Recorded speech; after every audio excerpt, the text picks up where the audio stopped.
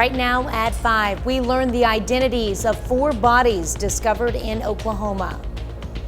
We've got ourselves another pretty decent day out there, almost a textbook spring-like day ahead of incoming thunderstorm chances. Take a look at all that coming up. And Southwest Missouri marks 20 years since a tornado outbreak hit the area. The 4 states' most watched news starts now. Good morning and welcome to the KOAM Morning News. It's 5 a.m. I'm Tanya Bach. I'm Chris Warner. You ever have those mornings, where it's like very 5 a.m.? Yeah. This is one of those mornings for me. I took a 10-minute power nap just before the show, and our good guy Gabe here woke me up, and boy, it wore off quickly. It's just one of those, it's very 5 a.m. I don't know if it's the nice weather, it's just something that's enjoying, it's something you're relaxing, but I'm extremely tired today. I don't know what the story is. Maybe you do need that coffee. I think I do. Ron, our producer, made some coffee. I think I'm going to have to grab some here in a minute. But before I grab that coffee, let's take a look at the thunderstorm chances. So the thunderstorm outline for today is really for late tonight into the overnight. And you can see we could have a few scattered storms, a thunderstorm risk. It's tomorrow. Now, we do have that possibility of a strong storm or two. It is a low-end risk, but it is there, so we'll keep an eye on it for you. And then this is for morning storm chances as we head into Friday. So let's take a look at all of those storm chances. We go down the road on the future track. Here we are at 11. We could see 1 or 2 thunderstorms in the area. And as we head into the overnight, we start to see more scattered thunderstorms developing. And that's going to be one of the keys, is these are going to be scattered. I think everybody will get in on rain action, but not all at the same time, but we will all get some of this rain. We go through tomorrow morning, and we're going to have, again, scattered thunderstorms across the area by the time the KOAM morning news starts, and it will continue. But again, see, it's scattered. But everybody getting in on rain throughout the day, it will just be scattered. However, as we head into Thursday afternoon, we see our first decent batch of organized thunderstorms. And this is going to be one of our better risks for a stronger storm or two as we head into the afternoon hours on Thursday. We get a little bit of a break, and then we go back into the evening, and we get another round of some showers and thunderstorms as we head into the overnight Thursday into Friday morning. And roughly around the time the morning show is starting, the last of this activity will be on its way out of here, but that'll be another low-end opportunity for a strong storm or two. In terms of the rain chances, this is what we're looking at so far, upwards of maybe an inch, inch and a half for some of us. And again, some of the key areas that really need that rain, looking to get some of the most rain. Those rain chances, again, will really start to pick up as we go through our Thursday across the area. Right now, MoDOT camera, 20th and range line, looking back to the south. It is looking good. Same from the KDOT camera at 69 and 400 just south of Pittsburgh. And from our camera at 7th and range line, still have those clear skies, but very cool, 38 degrees, feels like 34. It's hard to believe we are 3 days into May now. And we look at temperatures around the area at 34 in Iola and Parsons, 39 Chitopa, Miami, 40 in Neosho, and sitting at 36 in Carthage. And we're going to continue to warm, and like yesterday, we'll be even warmer through the late morning hours. Sunny skies, calm winds today into the upper or lower 60s by late morning. We head into the afternoon. We're pushing low to mid 70s across the area with those sunny skies. And then we'll start to see clouds increase as we head into the evening, start turning mostly cloudy, but a little bit warmer this evening, lows in the lower 50s. We'll have more on your extended forecast and those storm chances here in a few more minutes. Tanya? All right, thanks, Chris. This week marks 20 years since a tornado outbreak in Southwest Missouri. The Twisters hit on May 4th, 2003.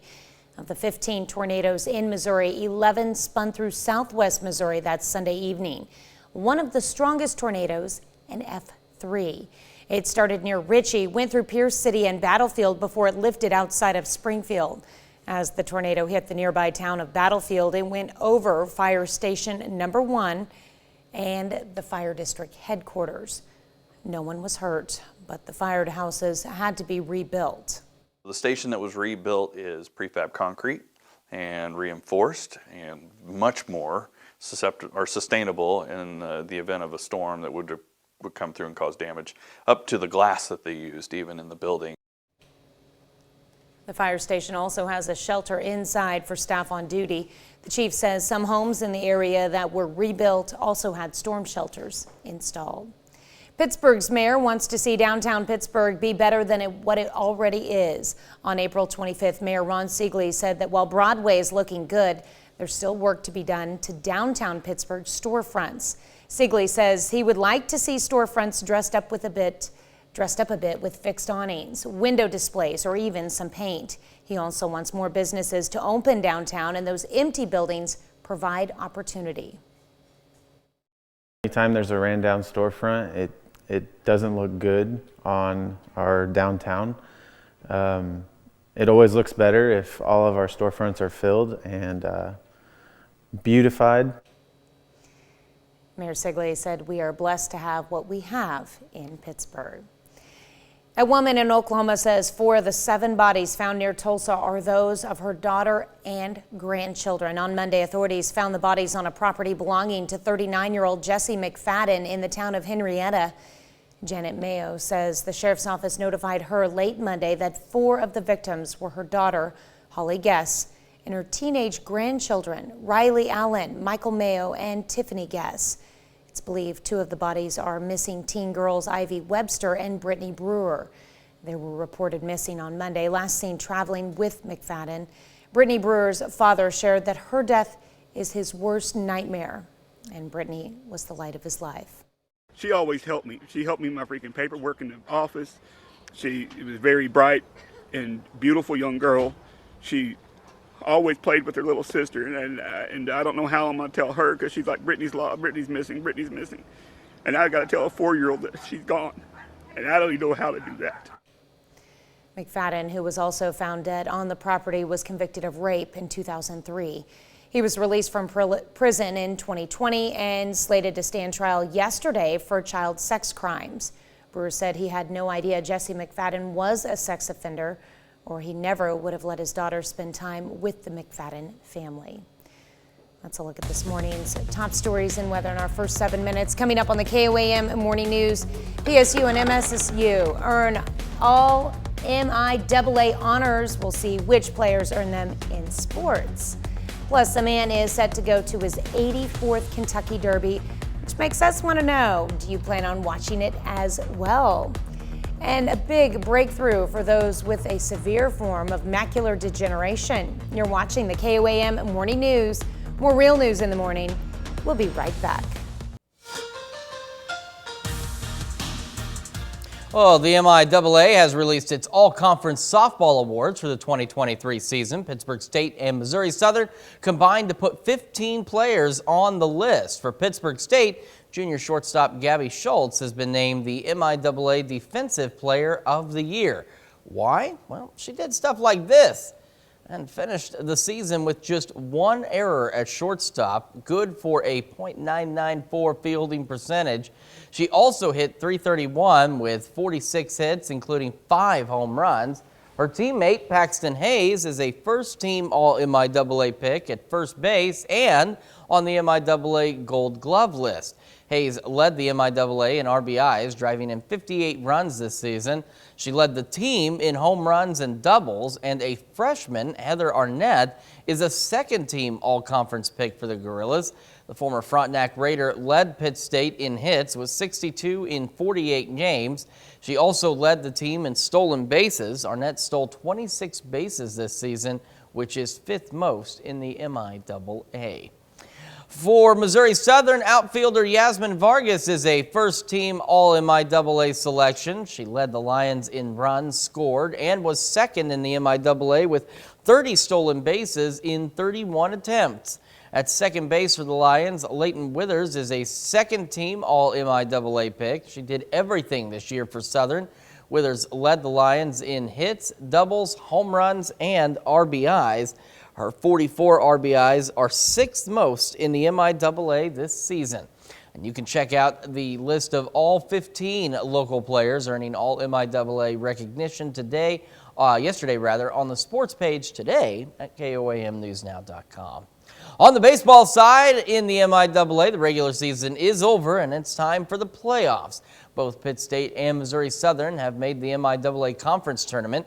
Pitt State is the 4th seed in the bracket this week. The Gorillas were 21-12 against MIAA opponents in the regular season. They opened the tournament on Friday, kicking off a 3-game first-round series against Central Oklahoma. PSU took 2 out of 3 from UCO when they met in the regular season. Here's the team on their matchup with Central Oklahoma and what they need to do to make sure they're still playing next week. We need our starters to be good and get us to the 5th and 6th, and we need to get back to hitting. You know, we really haven't hit for a few weeks. Last weekend, winds blowing in 20 and 30. It's hard to hit in those times, but we got to make an adjustment and find a way to first base. Everybody's out here trying to win, trying to play their best baseball, and you know, we got to do the same thing. Got to stick to what we do best. We can't really change our approaches like we've been doing the whole season. So we just kind of got to stick to what we've been doing and, you know, take every game one at a time. We just got to be ourselves and go out and compete. And we need our best players to be the best players on the field, and hopefully we can do that. They're a really good baseball team. They play the right way, same record as us. They run the bases really well. They bunt. They're going to throw strikes as a pitching staff. You know, it's just a really good baseball team that's going to come in and play the right way, and we'll see who wins. The Webb City Cardinals are getting hot at the right time. The Cardinals are on a 4-game winning streak with just 9 days and 7 games left in the regular season. Webb City aims to stay rolling yesterday afternoon in a big conference matchup with the Joplin Eagles. Joplin gets their leadoff man on the first, but Kaylor Darnell, one of his 9 strikeouts here. Then moments later, Kinley Hood with a nice sliding grab over there at first. We're scoreless going into the bottom. Webb City straight to work on offense. Sam Weller steals third. The throw gets away and into left. That allows Weller to score. Cardinals go up 1-0. Later in the inning, Sean Hunt up for the Cards. He delivers a base hit into right. Cy Darnell scores on that. Webb City goes up 2 after 1. It's a low-scoring game, but Webb City earns a shutout, beating Joplin 3-0. Well, still to come, Turkey gifts an adorable puppy to Mexico as a thank you for the country's help during the quakes that rocked Turkey. Plus, a check of that 7-day forecast and those rain chances when the KOAM Morning News returns. Welcome back to the KOAM Morning News. Taking a look at our thunderstorm chances over the next couple of days. I want to emphasize that this outline for today, this is for overnight thunderstorm chances, not daytime. And then we do have a low end risk for a strong storm or two as we head into our Thursday. And then this is a highlight for morning storms on Friday as this system begins to move on out of here. So let's take a look. We're going to break this down because there's a number of little, not a lot of pieces to this. By about 11 o'clock tonight, we could see a thunderstorm or two. Hence why there's that thunderstorm outline for tonight. Then as we go into the overnight, we start to see a few more scattered storms. That's one of the things about the majority of this through the first half of our Thursday is it's going to be scattered. All of us will eventually get in on the rain, but not all of us all at once. We go later into the morning toward the time we get on the air at 5 a.m. We've got a few additional scattered thunderstorms out there, and those will carry on through the morning show hours through about 8. And then we go into the noon hour on Thursday, and that is additional showers and thunderstorms developing across parts of southeast Kansas, and they will roll on through. And this is our better opportunity for seeing a strong storm or two, at least our first best opportunity. Again, this is not to say we will, but it is something we'll keep an eye on for you. Here we are at 2, getting these thunderstorms through on the Missouri side. There's that brief lull in thunderstorm activity as we head into Thursday evening, but more showers, more thunderstorms on their way in as we head into the overnight, late night and overnight hours on Thursday. And then turning right back around, here we are at 3 a.m. on Friday, additional thunderstorms rolling through the area. And this will continue through roughly the morning show hours tomorrow before it Friday before it begins to kick on out of here. So here's a look at what the computer is thinking on rain totals. And of course, this will get fine-tuned as we get closer and go through the rest of today. But we're looking to pick up a good inch and a half, especially in parts of southeast Kansas where that rain is much needed. And just a quick look at where those rain chances will be best across the area as we head into our Thursday. 20th and range line, MoDOT camera there. We're looking good so far. Same from the KDOT camera at 69 and 400 just south of Pittsburgh. We are currently sitting at a chilly 38 degrees in Joplin. Feels like 34 with a south-southwest breeze at 5. And we'll have a pretty decent day for us today. We're sitting at 35 in Pittsburgh, 34 Parsons, Iola, 37 Chanute, 39 Miami, and 40 in Neosho. We get our day started today. We'll have calmer winds. We'll have those clear skies, sunny conditions. A bit warmer again today as we get into the lower 60s by late morning. We head into the afternoon, sunny skies for the most part, lower to mid 70s today. We get into this evening. A little bit milder and increasing clouds, lower 50s across the area. And a quick look at the week ahead. Saturday, still looking to be our best day to get out and enjoy some outdoor activities before more thunderstorm chances return next week and temperatures staying quite warm. A man from Louisville has become quite an expert on the Kentucky Derby. He's preparing to attend his 84th Derby in a row. Brandon Spencer visited John Sutton Jr. to hear all about Churchill Downs through the decades. John Sutton Jr.'s love for horse racing started at about 8 years old.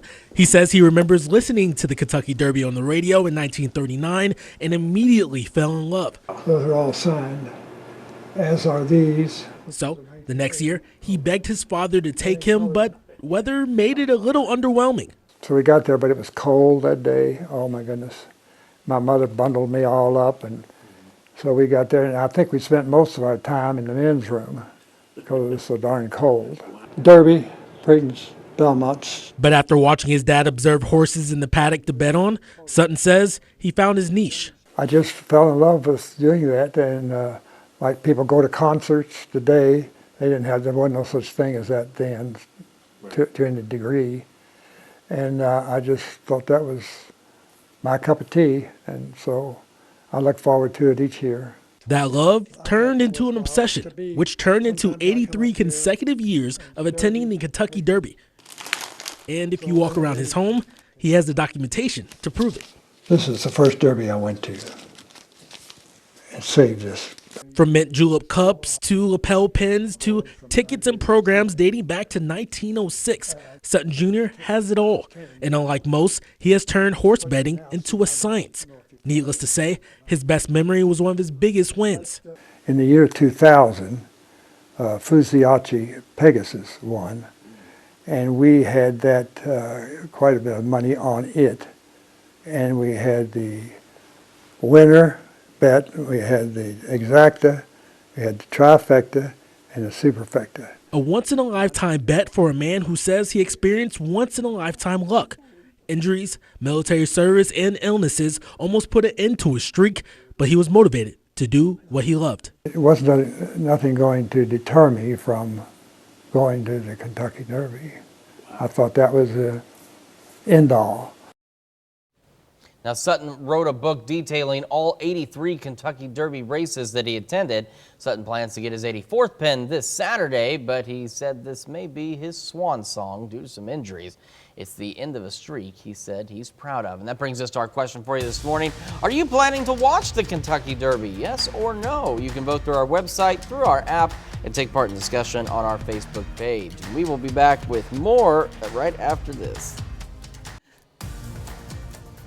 Topping Health Watch this morning, the U.S. Surgeon General is addressing the epidemic of loneliness and isolation in the country with a framework for a national strategy to advance social connection. Dr. Vivek Murthy says even before the COVID-19 pandemic, about half of adults reported experiencing loneliness. Isolation and loneliness are linked to sleep problems, inflammation, immune changes, pain, depression, and anxiety. Murthy says social connection can help make us more resilient. Trying to lose weight, taking diet pills, and not eating full meals might not be an effective way to do that. Researchers from Ohio State University say fads like pills and skipping meals fail to help people lose body fat and do not work.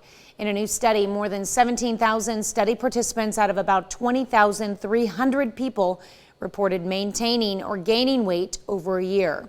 Many of those who do not have significant weight loss were dieting by ineffective ways, including taking laxatives, smoking, and vomiting. A new study finds hair relaxers may have a small effect on women's fertility. Researchers from Boston University looked at more than 11,000 people for the study. They found that those who used hair relaxers for more than 10 years and those who used it 5 times a year had the lowest fertility rates.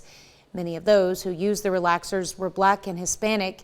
Researchers say the chemicals in the relaxers affects reproductive health. Researchers say it's a big breakthrough in saving vision for people with a severe form of macular degeneration. It's the first and only drug approved to treat an advanced form of the condition, which is a leading cause of blindness. Stephanie Stahl has more.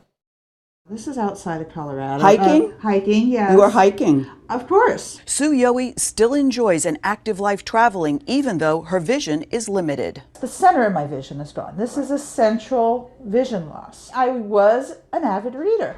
I can't read. Sue has geographic atrophy, a severe form of dry macular degeneration that started 7 years ago. I was told there's no treatment. But now there is, and Sue was in the clinical trial at Wills Eye Mid-Atlantic Retina for Syfovre. It's the first and only FDA-approved treatment for the advanced stage of macular degeneration. Because this is buying me time. Injections of Syfovre can slow the progression of the disease, but won't reverse or cure it. It's a big deal for us because we went from not having anything to finally having something.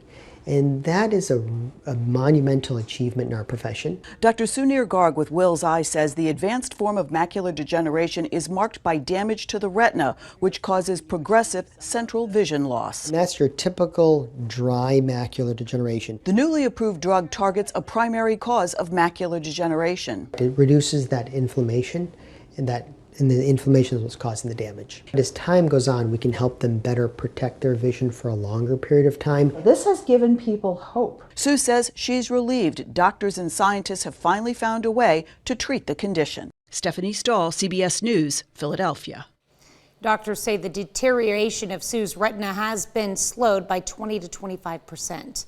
Let's look at some of today's top health stories. You're watching the KOAM Morning News. We've got a textbook spring-like day today ahead of some thunderstorm chances. We'll take a look at that forecast when we come back.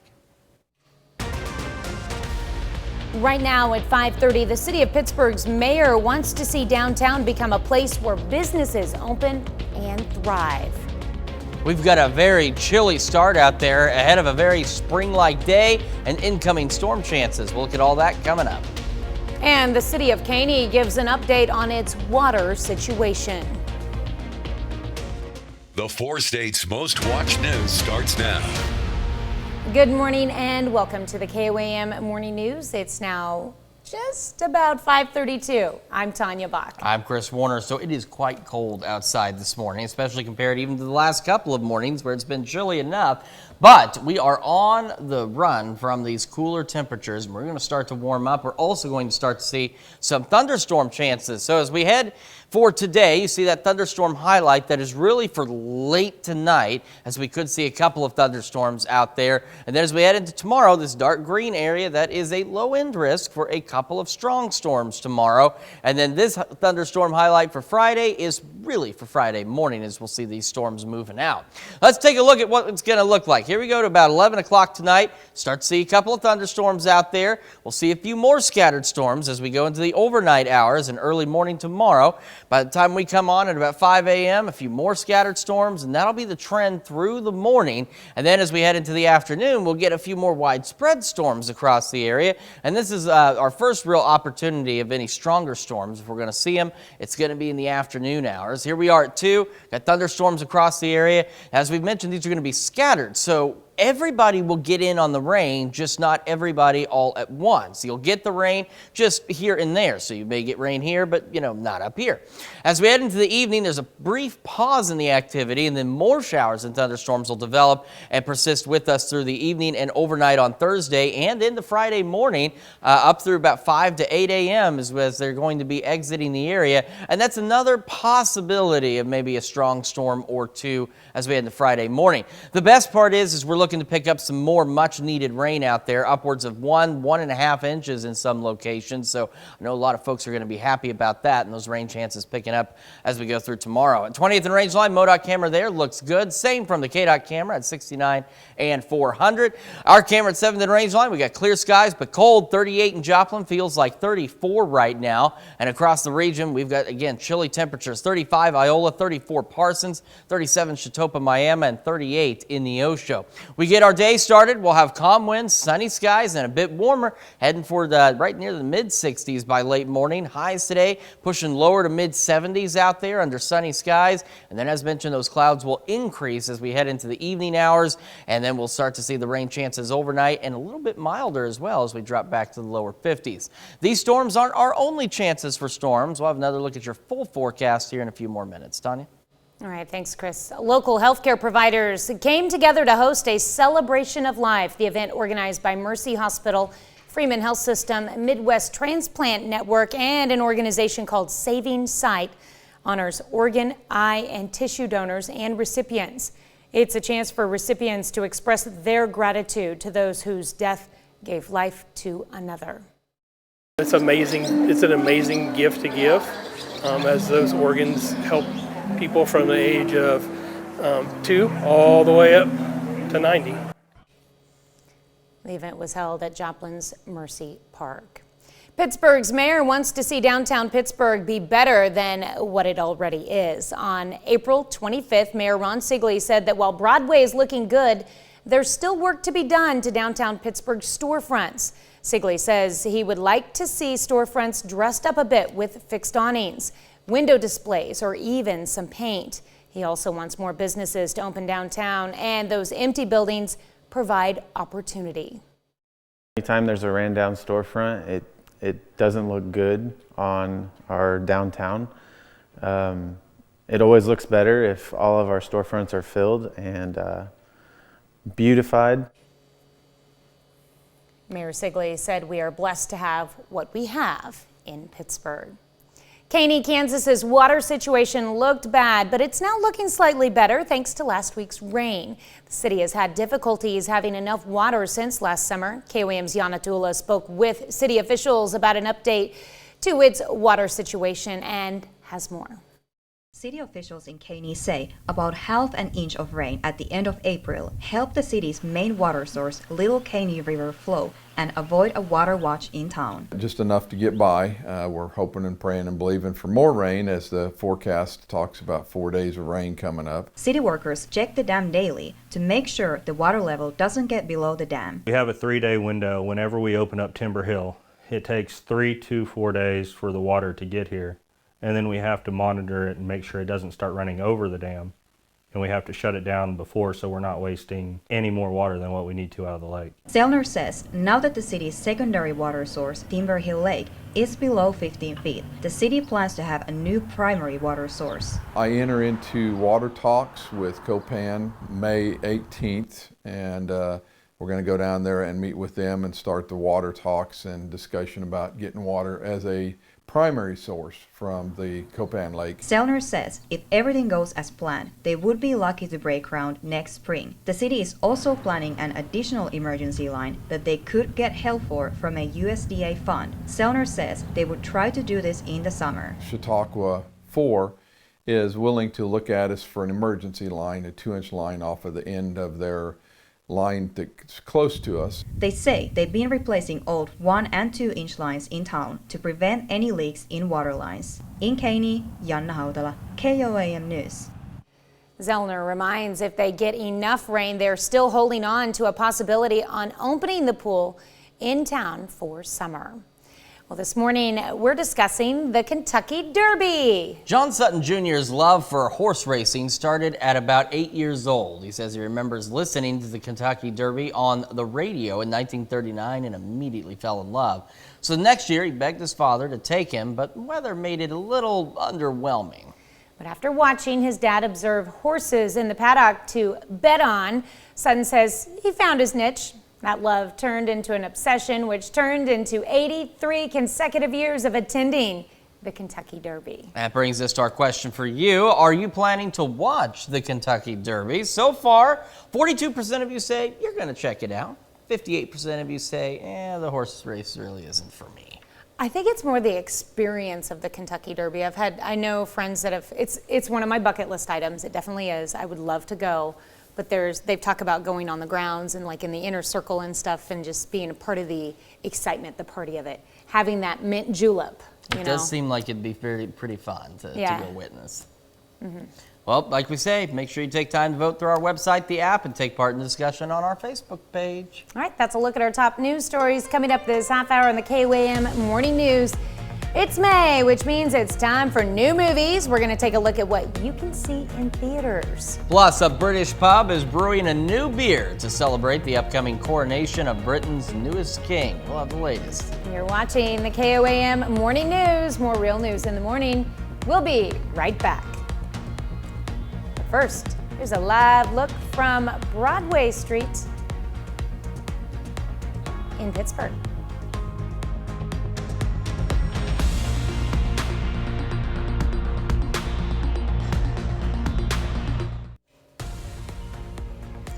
Topping World Watch, Australia is cracking down hard on e-cigarettes. The country is banning recreational vaping in its biggest smoke reform move in more than a decade. Under the new regulations, non-prescription vapes will be banned from importation. All vape products will now be required to have pharmaceutical-like packaging, and they will only be promoted as a way to help smokers quit, which is what they were initially intended for. A man was detained outside of Buckingham Palace on Tuesday. Authorities say the man threw several items onto the palace grounds. London Metropolitan Police say he was suspected of tossing shotgun cartridges over the palace gates. He was arrested on suspicion of carrying an offensive weapon and was also discovered to have a suspicious bag in his possession. BBC News reports it is being treated as a mental health incident. It came just 4 days before the coronation of King Charles III. London readies for the coronation of King Charles III and Camilla, the Queen Consort. He will be crowned at Westminster Abbey on Saturday in a ceremony conducted by the Archbishop of Canterbury. Sites across England's capital city have been decorated with the Union Jack flag and commemorative banners featuring the new monarch. Charles ascended to the throne after the death of his mother, Queen Elizabeth II, in September. Well, the coronation of King Charles is this weekend, of course, and Britain is buzzing with excitement, and so is Tanya. One brewery with a royal zip code has its own tribute to the new monarch. Ian Lee reports from Windsor, England. There's perhaps nothing more British than pulling a pint. Unless it's poured in the name of the king. It's probably the best ingredients we've used in any beer so far. To honor the new monarch, Windsor and Eton Brewery brewed Return of the King. We've celebrated the Queen for so many years and we're so used to that suddenly we've now got a king and Return of the King. But there's more to this beer than the bottle. This was barley grown on the royal farm here in Windsor. The organic ale also captures the king's love of nature. He was at the forefront of making people aware about the environment way before anyone really came about and started talking about it. Does it taste regal? It does taste regal, very much so. So it's golden, which already inspires regal themes. It's bright, it's clear, it's smooth, it's classy. And it's being brewed just a stone's throw from Windsor Castle. Have you had anyone come down from the castle to try it? From the people I've met from the castle who have tried it, they very much enjoyed it. The beer is already the toast of the town as excitement builds ahead of the king's coronation. Brewers hope on May 6th, the whole nation will raise a glass to the king to say cheers to Charles. Ian Lee, CBS News, Windsor. That brewery in Windsor even has an official royal stamp of approval known as a royal warrant. Pretty cool. The newest member of Mexico's canine search and rescue team has arrived all the way from Turkey. Turkey sent this adorable puppy as a thank you gift to the Mexican military for all of their help during the search and rescue efforts that followed the devastating earthquake on February 6th. Sadly, one of the Mexican dogs named Proteo had died during his mission in Turkey. That's a look at some of your biggest headlines from around the world. We'll be right back. Welcome back to the KOAM Morning News, 547, almost 548 on this Wednesday morning, halfway through the week. We do have some thunderstorms on the way. Now, this is highlighted for today, but it's really for late tonight where we could see a couple of thunderstorms. And then tomorrow we've got this dark green highlight, and that is for the possibility of maybe 1 or 2 strong storms across the area. Something we'll keep an eye on for you. And then this is again more for Friday morning where we could see some additional thunderstorms across the area as this system exits out. So let's take a look at the next 2 or 3 days here. We go into tonight about 11. That's when we could see a couple of scattered storms. And that's going to be the trend initially as these storms will be scattered scattered. Everybody will get rain, just not all at once. Here we are at 1 a.m. More showers, thunderstorms rolling across the area. Scattered storms by 5 a.m. and those will continue through 8 a.m. And then as we head into the late morning and around the noon hour, we get a little more widespread shower and thunderstorm activity. This is one of our first opportunities. If we're going to see a strong storm or two, the afternoon hours would be when that could happen. So again, we'll keep an eye on it for you. We're not too terribly worried at this point, but we'll watch it. All right, 2 p.m., those thunderstorms. Then we'll get a brief pause in activity. It's very brief and only for some before we see by 6, more showers, more thunderstorms begin to roll into the area from the southwest into the northeast. We got that southerly breeze that'll help keep it warm. It also helps keep the moisture in here. More thunderstorms continuing as we go into early Friday morning, and between about 5 and 8 on Friday, these storms will begin to exit out of the area. All of us again getting rain, and we are looking so far at pretty decent amounts of rain from an inch, inch and a half in some locations, maybe even upwards of 2 inches of much needed rainfall. And you can see where our best rain chances are going to be as we head through our Thursday. MoDOT camera, 20th and range line, looking back to the south. We are looking good so far this morning. Same from the KDOT camera at 69 and 400. However, even as the sun begins to bring a little daylight, it is cold out there. 38 in Joplin, feeling like 34 with a south-southwest breeze at about 5. And we've got colder temperatures than that out there. 34 in Iola Parsons. We got 37 Chanute, Chitopa, Miami, at 39 Neosho, and 36 in Carthage. So even though we have this very cold start, we'll have plentiful sunshine, calm winds. Temperatures this morning even better than yesterday, pushing near the mid-60s as we head into the late morning.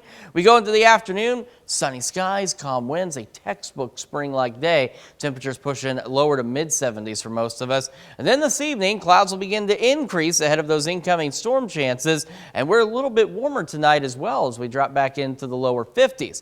Now, this round of rain is not our only round of rain. Remember, the mid-60s for us tomorrow, near 80 Friday, and then we have a great day Saturday, mid-80s. If you've got outdoor plans, Saturday's the day to do it. And then we hold on to these lower 80s as we kick off the next work week, but we'll have morning and then evening storms on Sunday, so break in the afternoon, and then scattered storm chances all the way through the end of next week. And even with those rain chances, which are much needed across the area, we still get to stay warm at least as we maintain temperatures in the lower 80s. And of course, that helps our overnight lows stay much more mild as well. We'll be back with more after this, but first, just a live look from downtown Pittsburgh.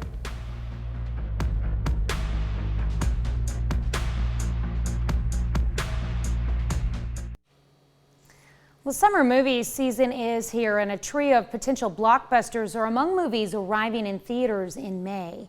Rick Damigella reports. I'm Star-Lord. I formed the Guardians. Met a girl, fell in love. Star-Lord and his team of misfit heroes are back in Guardians of the Galaxy Volume 3. The final chapter in the Guardians trilogy flies into theaters May 5th. Hello, you've reached the home of the retired and gifted. Where are you? I'm in a church. What? Are you serious? We're looking for a venue for the wedding. The book club ladies are back and heading to Italy. The nuptials commence when Book Club The Next Chapter arrives in theaters May 12th. Punch it! Vin Diesel, fast cars, edge-of-your-seat action, Jason Momoa as a bad guy. You may want to skip the giant soda so you don't miss a moment when Fast X races into theaters May 19th. Something about you seems different. I can't quite figure it out. She got legs, you idiot! And lighting, wardrobe, a makeup trailer, all the things needed when turning an animated classic into live action. Film fans can be part of her world when The Little Mermaid swims into theaters May 26th. Getting reserved seats now in Hollywood, I'm Rick Damigella. It looks like it's going to be quite a good month to see movies, and I'm sure my kids are going to want to see that Marvel one for sure. We'll make it there. We'll be right back. Probably won't see it. Lincoln Park Zoo in Chicago is removing a tree that's been around longer than the city itself. It says this bur oak might be 3 centuries old, and that means it's at its end of its natural life. The zoo says it hopes to use some of the wood for artworks, educational tools, or play areas if it's in good enough condition. The Morton Arboretum plans to grow 36 cuttings from the tree. Well, a man in Washington rescues a trapped baby bear. The man who found the cub says he heard something cry out when he was walking in the forest and knew it was either a baby cat or a baby bear. There's a big difference between the two, you know. He says he waited for a day to see if mama bear would scoop him up, but the next day he heard those cries again and found the cub unattended. The young bear cub is now at an animal shelter called Paws. They say the little guy is around 4 months old. They believe it's unusual for a mother bear to leave her cub unattended. Maybe something happened to mama. Well, that baby bear there was very happy to see that guy, that's for sure. Now, you're going to be very happy with this forecast. We've got sunny skies. We have got calm winds. Even though we're cold this morning, we'll eventually make it lower mid-60s by late morning, and that beautiful weather holds on through the afternoon. We're in the low to mid-70s for highs across the area, and even this evening, now we'll have increasing clouds ahead of our storm chances, but our temperatures this evening sure beats 38 degrees. I'll tell you that right now as we go back into the lower 50s. We got those thunderstorm chances overnight tonight into Friday morning, or through tomorrow and Friday morning. 66, near 80. Great day Saturday to get out and enjoy. More storms Sunday, Monday, Tuesday. Temperatures staying in the lower 80s. We'll be back with more of the KOAM Morning News right after this. Right now at 6, recent rains bring some good news for the water situation in Caney, Kansas. And there's more good news for those in Kansas dealing with the drought, as we've got more showers and storms on the way, but not today. It's cold right now, warmer later. We'll take a look at that full forecast coming up. In southwest Missouri marks the anniversary of a tornado outbreak that tore through the region 20 years ago. The 4 states' most watched news starts now. Good morning and welcome to the KOAM Morning News. I'm Tanya Bach. I'm Chris Warner. Just after 6 o'clock, I was just thinking about that tornado outbreak 20 years ago. We're from Missouri. My family, we're from Joplin. We'd go out and watch these things from the front porch. That particular evening, my sister and I were watching it. That was the first time I'd ever seen my dad genuinely concerned about a storm, because he came out and instead of watching with us, told us to come in. And that's when we knew it was a pretty serious situation, and it really turned out to be a very serious situation. I know you'll have more on that here in just a few more minutes. Our only serious situation is the fact that we still have this extreme drought, and we are going to continue to get more much-needed rain. As we go into today, that thunderstorm highlight is for storms late tonight, really, and then tomorrow we do have this low end risk of a strong storm or two. It's something we'll keep an eye on for you as we go through Thursday, and then this is for morning storms as we head into our Friday. Let's take a look at those storm chances real quick. So late tonight, again, a couple of storms possible, and these storms will be scattered initially. All of us will get rain, just not everyone all at the same time. More scattered storms as we head to about 1 o'clock in the morning. We've got more at about 5 a.m. of these thunderstorms tomorrow. We'll have thunderstorms at 8 a.m. They'll still be scattered. Then we head into late morning, afternoon hours, and that's where we get a few more widespread storms, and that's going to be our best window of opportunity. If we're going to see some stronger storms, it's going to be between about 11 a.m. and I'd say 3 p.m. tomorrow as we get this batch of storms through. There's a brief pause in activity and then more showers and storms as we head into tomorrow evening and into the overnight hours. So a good helping of rainfall across the area. Friday morning, bright and early, still showers and thunderstorms, and there is the possibility early Friday morning of another couple of strong storms, and again, something that we'll keep an eye on for you. And then after about 8 a.m., those storms are out of here. Quick look at the rainfall possibilities. We're looking for an inch, inch and a half, maybe even upwards of 2 inches of much-needed rain, and of course, those rain chances will really pick up as we head through our Thursday. We'll have more on your complete forecast and today's gorgeous weather here in a few more minutes. Tanya? All right, thanks, Chris. It's not all water under the bridge, but the water situation in Caney, Kansas has started to improve thanks to some recent rainfall. City officials say about half an inch of rain helps them get by while waiting for more in the forecast.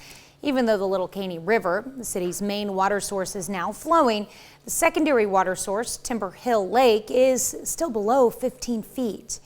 City is in talks about adding a new primary water source to help with the current situation. I enter into water talks with KOAM May 18th, and we're going to go down there and meet with them and start the water talks and discussion about getting water as a primary source from the Copan Lake. City is also planning an additional emergency line from Chautauqua County Rural Water District number 4. City Administrator Zellner says they could get help for this from a USDA fund and would try to do this project in the summer. Well, this week marks 20 years since a tornado outbreak ripped through southwest Missouri. The twisters hit on May 4th of 2003. Of the 15 tornadoes that day in Missouri, 11 spun through southwest Missouri that Sunday evening. One of the strongest tornadoes in EF3. It started near Ritchie, went through Pierce City and Battlefield before it lifted outside of Springfield. As the tornado hit the nearby town of Battlefield, it went over a fire station number 1, and the fire district headquarters. No one was hurt, but the firehouses had to be rebuilt. The station that was rebuilt is prefab concrete and reinforced and much more sustainable in the event of a storm that would come through and cause damage, up to the glass that they used even in the building. Fire station also has a shelter inside for staff on duty. The chief says some homes in the area that were rebuilt also had storm shelters installed. Oklahoma has effectively banned gender-affirming care for minors in the state. Republican Governor Kevin Stitt signed the bill into law Monday night. It bars healthcare professionals from providing gender-affirming care to those under the age of 18 in the form of surgeries, puberty-blocking medication, and hormone treatments. A healthcare provider accused of violating the new law could face felony charges. The ban takes effect immediately under an emergency clause. It leaves certain exemptions for minors currently receiving treatment. And Governor Stitt also vetoed a bill that would allow high school and college students in the state to wear tribal symbols and regalia. Would have allowed items like ceremonial eagle feathers to be worn on graduation caps or during other school functions. On Tuesday, Cherokee Nation released a statement saying Oklahoma law protects the rights of Native American students to wear regalia and other culturally significant items during graduation ceremonies. Authorities in Oklahoma say 2 missing teen girls are likely among 7 people found dead at a rural property an hour south of Tulsa on Monday. Michael George reports. We've searched the property and we've located 7 bodies. Oklahoma law enforcement found the bodies of 2 missing teen girls in Henrietta Monday, along with a convicted sex offender, his wife, and her children. No other family should go through what we're going through right now.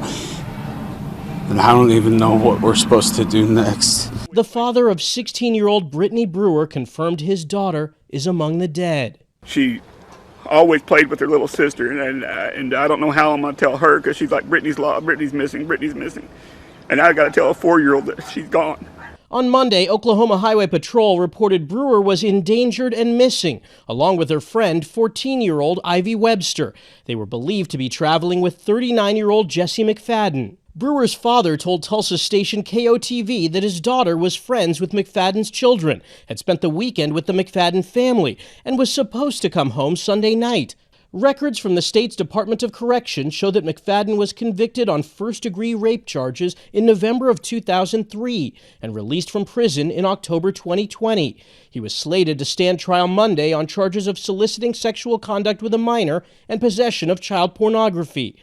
Michael George, CBS News. Jesse McFadden's mother-in-law says her family did not learn about McFadden's criminal history until a few months ago. To be the first to see breaking news, weather, and sports, you can download the KOAM News app. It's available free of charge in the Apple App Store and the Google Play Store. Just search for the KOAM News app. That's a look at this morning's top stories and weather in our first 7 minutes. Coming up on the KOAM Morning News, healthier minds, healthier moms. Raising awareness about mental health struggles during or after pregnancy. I'm Danya Backus with one mother's story and message to other moms. Plus, authorities arrest the suspected Texas shooter after what they say was a tip off. And Chris has another look at your forecast and just how much rain can the 4 states expect in the coming days. You're watching the KOAM Morning News. More real news in the morning. We'll be right back. But first, here's another live look from Pittsburgh, Kansas.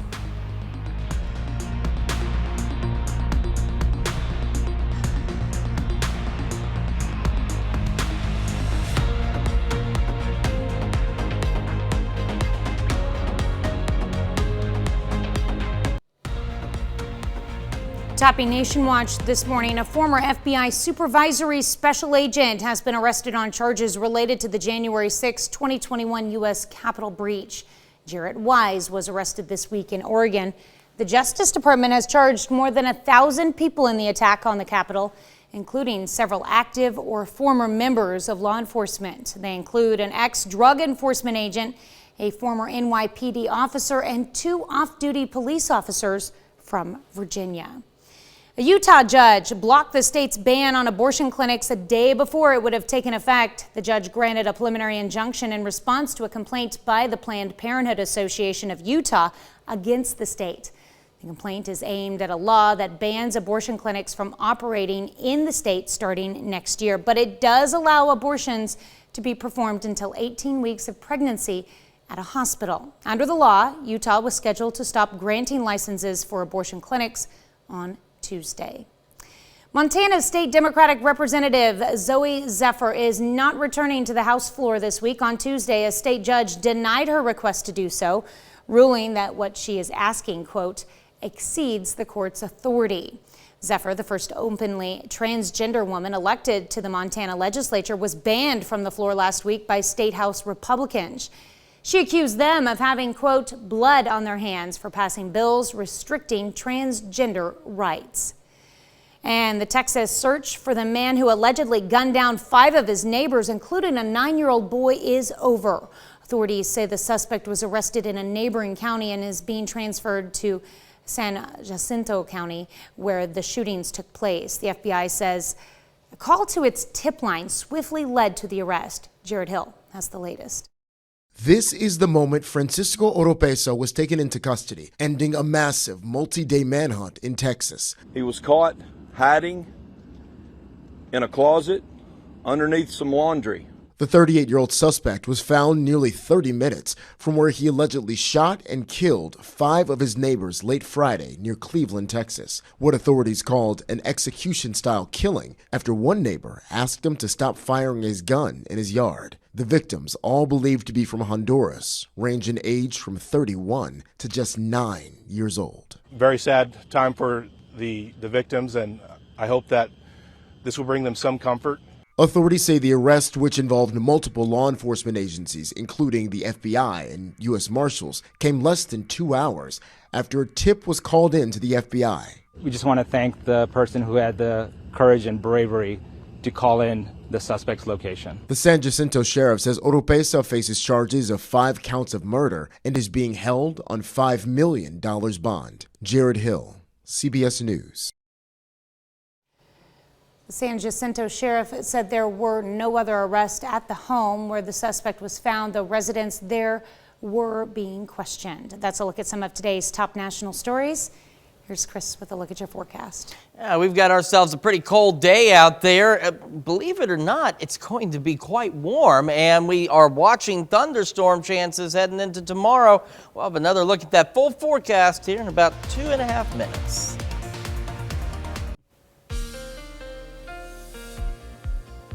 Welcome back to the KOAM Morning News. 5 seconds away from 6:17 on this Wednesday morning. We are halfway there to the end of the week, and we've got a lot of great stuff coming in this forecast. First, though, some weather trivia. A haboob in the Middle East is more commonly known as what in the States? Is it a hurricane, a dust storm, a warm front, or a monsoon? We're going to find out the answer to that here shortly. One thing we're not going to have to deal with are a couple of things on that list. We're not dealing with any hurricanes, and we are not going to be dealing with any monsoons. Now, we got these thunderstorm chances highlighted for today, but it's really for the late night hours. We do have a low end risk of a couple of strong storms as we head into our Thursday, and then we have an area highlighted for some thunderstorms as we head into the first part of our Friday. So let's take a look at what that all looks like. We go into tonight, late tonight, could start to see a couple of isolated storms out there, and then we'll see a few more scattered storms as we head into the early morning hours on Thursday. And initially, these storms will be scattered. Now, once the system is done, everybody will get rain. It's just not everybody all at once. 5 a.m., more scattered showers and thunderstorms out there. We go to 8 a.m., some scattered storms out there. Then we head into late morning and toward the noon hour, and that's when we see more widespread chances of thunderstorms. That's also when, if we're going to see a strong storm or two between about 11 a.m. and 3 p.m. tomorrow, that's going to be our best window for any stronger storms. We're not overly concerned, but we'll keep an eye on it for you. Here we are at 2. Showers, thunderstorms across the area. A little bit of a lull for some of us. More showers and storms by 6 o'clock start rolling into the area. And these will be much more widespread as we head into tomorrow night and into Friday morning. So some showers and thunderstorms there. Here we are, 3 a.m. Friday. Showers, thunderstorms, good amounts of rain. And then there's that slight possibility of maybe another strong storm or two early Friday morning across the area. And then by about 8 o'clock or so, those showers and storms are out of here. And that lets us warm up quite nicely for our Friday. Computers thinking on rainfall amounts. We're looking anywhere from an inch, inch and a half. Some of us could even pick up upwards of 2 inches of very much needed rainfall. And the other really good part about all this rain, this isn't our only chance for it. MoDOT camera, 20th and Range Line, looking to the south. Everybody got their heat on this morning because it is cold out there. Same from the KDOT camera at 69 and 400. How cold is it? Well, even with an absolutely beautiful sunrise this morning, it's chilly. 41 in Joplin, feeling like 41 because the wind is calm. And that's going to be the thing. We'll have a light breeze throughout the day, and that light breeze will start to bring in warmer temperatures. Cold, though, to start, though. Look at this. 33 Iola and Neodesha and Parsons, 34 Chanute, 37 Chetopa, Miami, 40 Neosho, 39 in Carthage, and 35 in Lamar. We get our day started. Calm winds, sunny skies, cool initially. Then look at this, even better than yesterday. We're pushing near the mid-60s by late morning. And we're not done warming up yet. We're going to head to the lower to mid-70s today. Some of us out west could even get into the upper 70s. Sunny skies, a textbook spring-like day. We head into this evening. Now we'll have increasing cloud cover ahead of the storms moving in this evening. And with that cloud cover, that does help with one thing. Look at that low, much better than where we are now, back into the lower 50s. Let's get the answer to our trivia question real quick. The haboob, as it's known in the Middle East, what is it more commonly known as here in the States? Well, if you happen to pick B, dust storm, you would be correct. In fact, the most common way they form is when microbursts from thunderstorms push dust and debris outward from their centers. All right, so mid-60s tomorrow, near 80 Friday. Great day to get outside. Saturday, mid-80s. More storms Sunday, Monday, Tuesday, Wednesday, Thursday, Friday. So much more needed rain on the way, but it doesn't hurt our temperatures. Lower 80s for highs. Overnight lows much warmer as well. We'll be back with more of the KOAM Morning News right after this. Topping Health Watch this morning, low-carb and low-fat diets can help prolong your life. That's the finding of a major study published in the Journal of Internal Medicine. For middle-aged and older adults, eating less saturated fats and carbs led to lower risk of death from all causes, including cardiovascular disease and cancer. New data shows a dramatic increase in fentanyl overdoses and deaths in the U.S. The CDC reports from 2016 to 2021, fentanyl death rate quadrupled from roughly 5 deaths per 100,000 people to over 20 deaths per 100,000. The data also showed a rise in methamphetamine and cocaine deaths, but a decrease in heroin and oxycodone deaths. And medicinal cannabis is effective at relieving cancer pain and also reducing opioid use. The study published in the BMJ Supportive and Palliative Care found patients who took products with both THC and CBD had less pain and did not need opioids for pain as often. The study's authors say the research shows medicinal cannabis is a safe and effective treatment.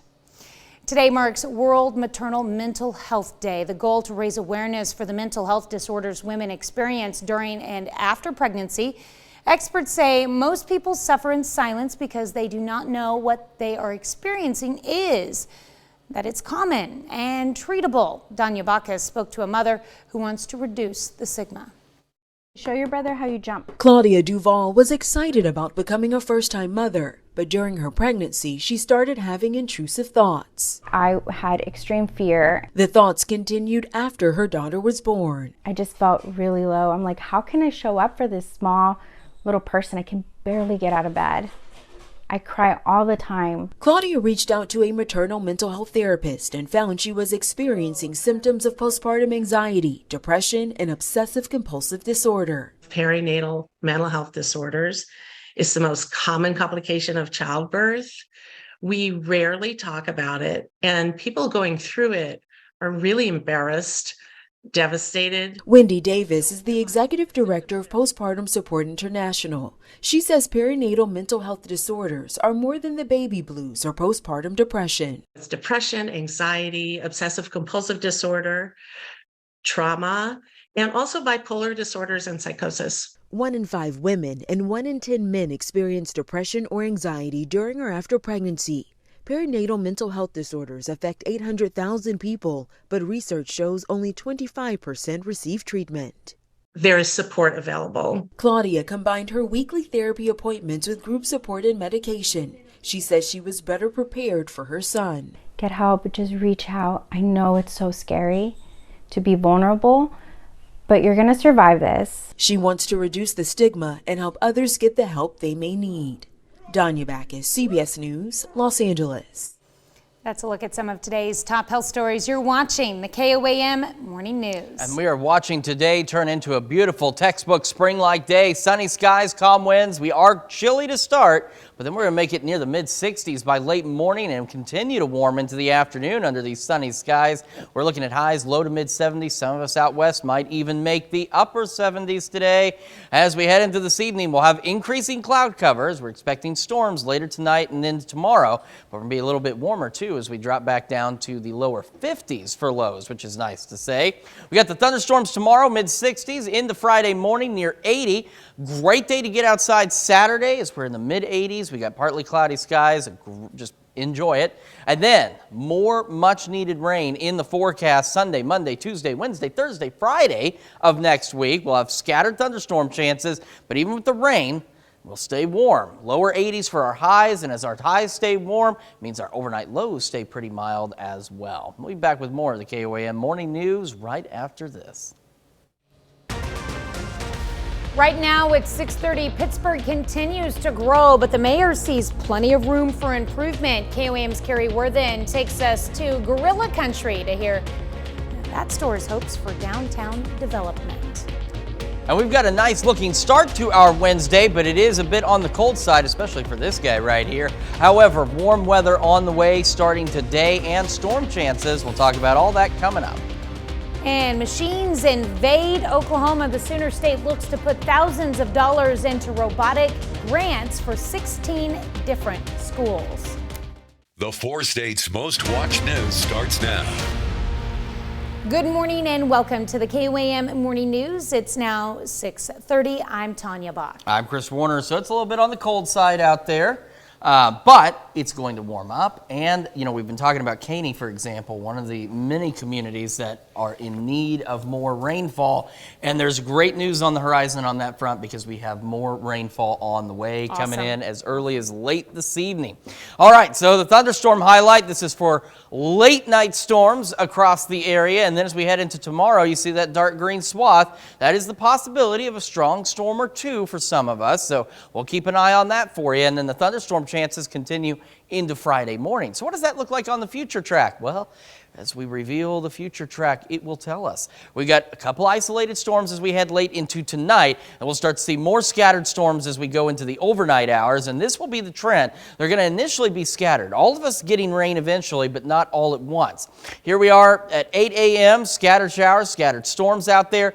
By noon, we start to see more widespread thunderstorm activity, and between 11 and 3 tomorrow, at least right now, that appears to be our best window. If we're going to see a strong storm or two, that's when we're going to see that. Again, not overly concerned, but we'll watch it for you. Here we are, too. More thunderstorms out there. A brief lull for some of us. More showers and thunderstorms start to roll into the area late into the evening Thursday, and those will last through the overnight hours into Friday morning. And by about 8 o'clock Friday, these will be gone, and we might have a window for another strong storm or two very early Friday morning before all this moves on out of here.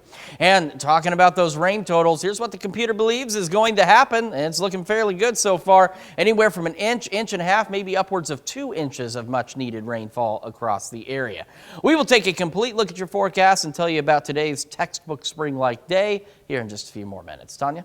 All right, thanks, Chris. As Pittsburgh continues to grow, city leaders have noticed the empty buildings and storefronts. KOAM's Carrie Worthen talked to Mayor Ron Sigley, who called on the owners of buildings in downtown Pittsburgh to take responsibility for their properties. Anytime I drive by an empty storefront, I feel like it's a missed opportunity for a business that could have been. Josh Young is a manager at a downtown Pittsburgh store. Anytime there's a ran down storefront, it doesn't look good on our downtown. It always looks better if all of our storefronts are filled and beautified. City leader is also noticing the empty buildings. In the city commission meeting on April 25th, Mayor Ron Segley said that while Broadway is looking good, there's still work to be done. We have 14 or 50 empty storefronts. We'd like to see businesses in those stores, and I'm hoping that somewhere down the line that will happen. But some of them are well kempt, some are not. Segley says that he would like to see storefronts dressed up a bit with fixed awnings, window displays, or even some paint. I'll help them do it. Just to make things look better as people traverse their way through town. Segley says that he would like to see storefronts dressed up a bit with fixed awnings, window displays, or even some paint. Some people have done a tremendous job and are still working and doing work in a number of areas on Broadway. I'm hoping that over time that these other stores will be able to fill up for the landlords as well as for the city itself. Mayor Segley said we are blessed to have what we do have in Pittsburgh. On Tuesday, the Public Service Company of Oklahoma and the American Electric Power announced more than $35,000 in robotics grants to 16 schools in the state. Of the 16 schools, 4 area schools received grants. Adair High School, Adair Middle School, and 2 separate teams with Grove Public Schools received money. Grants range from $250 to $3,200. On Tuesday, the new commissioner for the Missouri Department of Higher Education and Workforce Development visited Crowder College. Commissioner Bennett Boggs stopped by to meet the faculty and staff of Crowder, as well as some students to get an idea of the college's culture. Boggs says he hopes Crowder can help the state attain his goal of being the leading state in workforce development. If we reach those goal numbers by 2030, we'll be the leading state in the Midwest on those angles. And that it sends a message to business and industry that Missouri is preparing a workforce and preparing a culture, a community ready to learn and to grow and ready to work. After visiting Crowder, the commissioner met with faculty at Missouri Southern. On Tuesday, local healthcare providers came together to host a celebration of life. The event, organized by Mercy Hospital, Freeman Health System, Midwest Transplant Network, and an organization called Saving Sight, honors organ, eye, and tissue donors and recipients. It's a chance for recipients to express their gratitude to those whose death gave life to one another. Remember those donor heroes. These amazing heroes are leaving a legacy, and we want to remember the lives that they lived and who they were and celebrate them. And again, for families, it's really an important time for them just to kind of reflect and know their loved one is not forgotten. The event was held at Joplin's Mercy Park. This morning, we're discussing the Kentucky Derby. Yeah, John Sutton Jr.'s love for horse racing started at about 8 years old. He says he remembers listening to the Kentucky Derby on the radio in 1939 and immediately fell in love. So the next year, he begged his father to take him, but the weather made it a little underwhelming. But after watching his dad observe horses in the paddock to bet on, Sutton says he found his niche. And that love turned into an obsession, which turned into 83 consecutive years of attending the Kentucky Derby. That brings us to our question for you this morning. Are you planning to watch the Kentucky Derby? So far, 35% of you say that you are, 65% of you say that you are not, and I wonder if it was the Missouri Derby, if it'd be a little different. Maybe. I don't know. But you can watch it anywhere. That is true. Yes. That is true. Well, make sure you take time to vote through our website, through our app, and take part in discussion on our Facebook page. All right, that's a look at our top news stories. Coming up this half hour on the KOAM AM Morning News, changing the channel. Late night goes dark as the Hollywood writer's strike continues. I'm Jared Hill with what's at the heart of the labor dispute and how this could impact the way you watch TV and movies. Plus, we've got a beautiful day for us today and much needed rain on the horizon. We'll take a look at that full forecast. But first, Got another live look from Pittsburgh.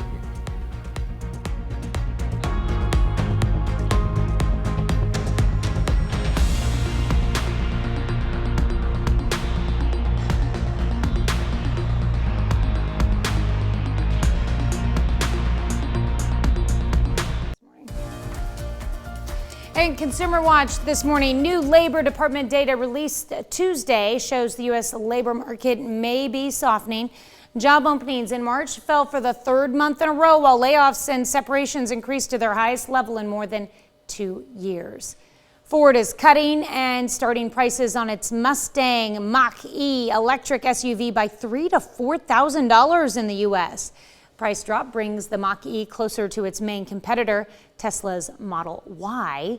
Meanwhile, Tesla raised its price on the Model Y SUV yesterday by around $250 after previously lowering its price earlier this year. Gen Zers are ditching the smartphone and going back to the phone of their parents, the flip phone. A new report by the Wall Street Journal sheds light on the new wave of young adults using flip phones. For those in Gen Z, smartphones have become a distraction. Some say they're, quote, slaves to it. The use of the flip phone takes away from all the unnecessary scrolling, just leaves the basic functions, texting and calling close contacts, especially in an emergency. Today's cheaper alternative to the smartphone comes with Bluetooth, 4G, and even cameras on some. Entertainment industry is already feeling the impact of the Hollywood writers' strike. Late night talk shows went dark last night as the Writers Guild of America went on strike for the first time in 15 years, shutting down production as they failed to reach an agreement with the studios. Jared Hill has the latest on how this will impact what you watch at home. Livable wage is under attack. The picket lines continue to snake outside major production studios nationwide.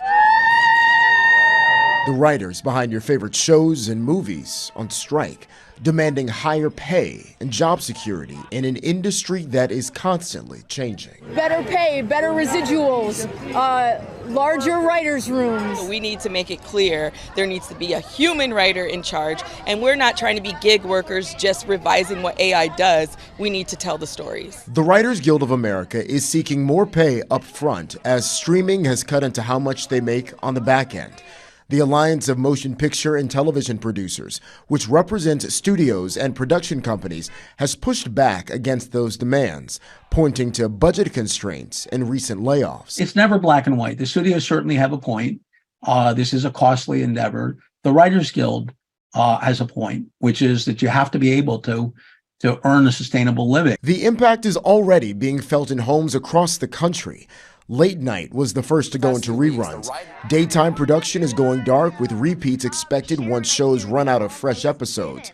Could be the same for the soaps. Let her die. Now the future of TV is uncertain. A lot of writers' rooms were about to go back to work for next fall, so there could be a big delay in the fall TV programming lineup, especially at the traditional networks. Hollywood drama playing out in real time. Jared Hill, CBS News, New York. The Writers Guild and the studios do not have any future talks planned yet, so it's not clear how long this strike could last. Adding to the writers' outrage is executive pay. The salaries of many top studio chiefs have been released to publicly to shareholders, and they reveal that several entertainment CEOs made more than $30 million in pay last year. That's it for Consumer Watch. Here's Chris with another look at your forecast. Well, I could certainly go for $30 million, even just once. That would be great. We've got a $30 million forecast. Beautiful sunrise, still a little bit on the chilly side. 41 in Joplin with a calm wind. Taking a look at temperatures across the area, and this is what we've got. 36 Lamar, 34 in Pittsburgh, 33 Parsons, Neodesha, 37 Miami, and 40 in Neosho. We get our day started. We'll have those sunny skies, calm winds, chilly like we mentioned, but then we warm up nicely, pushing near the mid-60s by late morning. We're going to go for highs low to mid-70s across the region as we head into the afternoon. Some of us out west, maybe even the upper 70s, and it's just going to be a beautiful day. And as we head into this evening, we're going to drop back down to the lower 50s, and we'll have increasing cloud cover ahead of incoming storm chances as we head into the late night and into Thursday. Mid-60s tomorrow, thunderstorms in the morning Friday near 80. Great day to get outside Saturday, mid-80s, partly cloudy skies, beautiful, and then more storm chances through the rest of next week, which is some much needed rainfall. But even with the rain, we stay warm, low 80s during the day, and we're looking at lows right around the 60-degree mark. Let's check your forecast, and we've made it all the way to hump day. And as you know, it's all downhill from here, and that sounds like a great reason to celebrate birthdays and anniversaries, and they're coming up after the break. But first, why don't we go check out what's happening on CBS Mornings. Hello to you, I'm Gail King. Coming right up on CBS Mornings, actor and comic legend, that's Steve Martin, joins us for an exclusive conversation to discuss his new audiobook, taking a look at his life and his career. He's had a very long career and a very long life. Go, Steve, go. That's coming right up on CBS Mornings. Time for those Wednesday birthdays, and we're going to begin in Arma with Mariah Mason celebrating number 12. It says happy birthday from your mama and Gina and daddy. Love you to the moon and back. All right, Brinlea Burns is celebrating birthday number 12 this year as well. Brinlea is in St. Paul, Kansas, with love from Grandpa Jim and Grandma Judy and all of your family. And we've got Lakin Sullivan celebrating birthday number 13 in Frontenac. Happy birthday, Lakin. All right, that's a great picture there. Julius Courtney celebrating Sweet 16. Julius is in Frontenac. Happy 16th, Juju. Love Mom, Dylan, Kate, and Mia. And we've got Chloe Black celebrating birthday number 20 in Carthage. Chloe's a senior at MSSU, and it comes with love from her family. All right, I love that picture there. Kelsey Altman turning 32 years old this year. Happy birthday to Kelsey in Joplin. And we've got Greg Ray celebrating number 50 in McCune. Happy birthday, Greg. All right. And Deb Green is celebrating a birthday in Parsons, Kansas. Hope you have a great one. And we've got Kay Blanchard celebrating birthday number 85. She's on the right. She's got 8 children, 20 grandchildren, 24 great-grandchildren. They're sending a hello to her whole family from her friends and neighbors. All right. Heather and Andy Peterman. The Petermans are celebrating their 4th anniversary. They're in Columbus. Congratulations to Andy and Heather. And our list goes on with Victoria Clements in Parsons celebrating a birthday. It says, happy birthday from your friends at Successful Dreams. Patty DeBuse is celebrating a birthday in Riverton. And Jason and Melissa Earl celebrating their 21st anniversary in Jasper. Happy anniversary going out to the Earls. And Iola Linda Town turning 62 years old with love from all of your family. Now, of course, you folks at home know that we celebrate with you every day of the week, well, at least Monday through Friday, and we want to make sure you can celebrate with us. Tanya, how can they do that? It's real simple. All you have to do is send us your picture and all the details to this email. Don't forget the S on this one. Birthdays with an S, birthdays at KOAMnewsnow.com. And of course, while you're on our website checking out all the really awesome things that it has to offer, make sure you take time to sign up for the KOAM Birthday Club. It is easy to do. You get great deals from local businesses. On top of that, you also get a special birthday message from your friends here at KOAM. So make sure you take time to sign up for that KOAM Birthday Club today. All right, so as we go into the late night hours tonight, got some thunderstorm chances. We got the possibility of a strong storm or two in this dark green area as we head into tomorrow, and then we'll have thunderstorm chances Friday morning as this first round exits out of the area. So let's take a look at that. We go into late tonight, a couple of isolated storms possible, and as the overnight progresses, we're going to see more scattered thunderstorm development across the region. And again, initially this will all be scattered activity, and then we'll get more widespread activity later in the day. So here we are at 8. Again, a couple of thunderstorms out there. Then by about the noon hour, we're going to see more widespread thunderstorm development, and at least right now, it's looking like between 11 and 3 tomorrow is going to be our best opportunity for any of those stronger storms, so we'll keep an eye on that for you.